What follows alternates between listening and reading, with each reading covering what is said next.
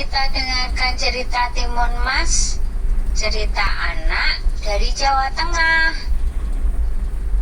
Pada zaman dulu kala, hiduplah sepasang suami istri.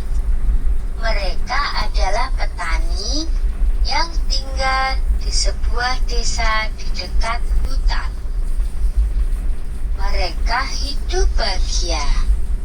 Sayangnya, mereka belum dikaruniai seorang anak.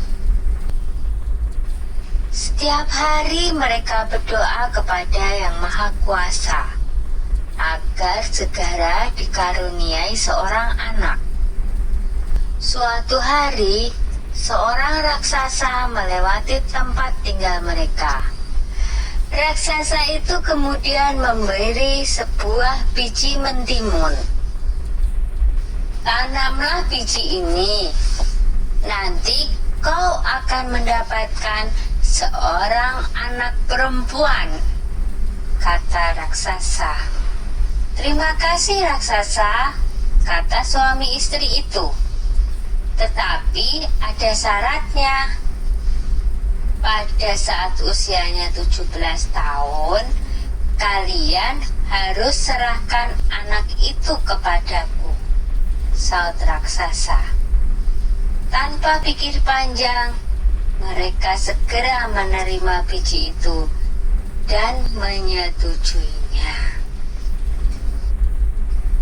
Suami istri itu kemudian menanam biji mentimun itu. Setiap hari mereka merawatnya dengan baik. Beberapa bulan kemudian, tumbuhlah sebuah mentimun yang berwarna keemasan. Buah mentimun itu semakin lama semakin besar dan berat. Ketika masak, mereka memetiknya. Dengan hati-hati, buah itu pun mereka potong. Betapa terkejutnya mereka, karena di dalam mentimun itu ada seorang anak bayi perempuan yang cantik dan lucu. Tahun demi tahun berlalu, Timun Mas tumbuh menjadi gadis yang cantik jelita. Kedua orang tuanya sangat bangga padanya. Tapi mereka juga takut karena pada usia 17 mereka harus menyerahkan timun emas kepada raksasa sesuai dengan perjanjian mereka. Ketika timun emas berumur 17 tahun, si raksasa datang. Pak Tani berkata, "Tunggulah sebentar, timun emas sedang bermain. Istriku akan memanggilnya." Lalu ia segera menemui anaknya. "Anakku, ambillah ini," kata Pak Tani sambil menyerahkan sebuah kantong kain. "Ini akan menolongmu melawan si raksasa. Sekarang larilah secepat mungkin."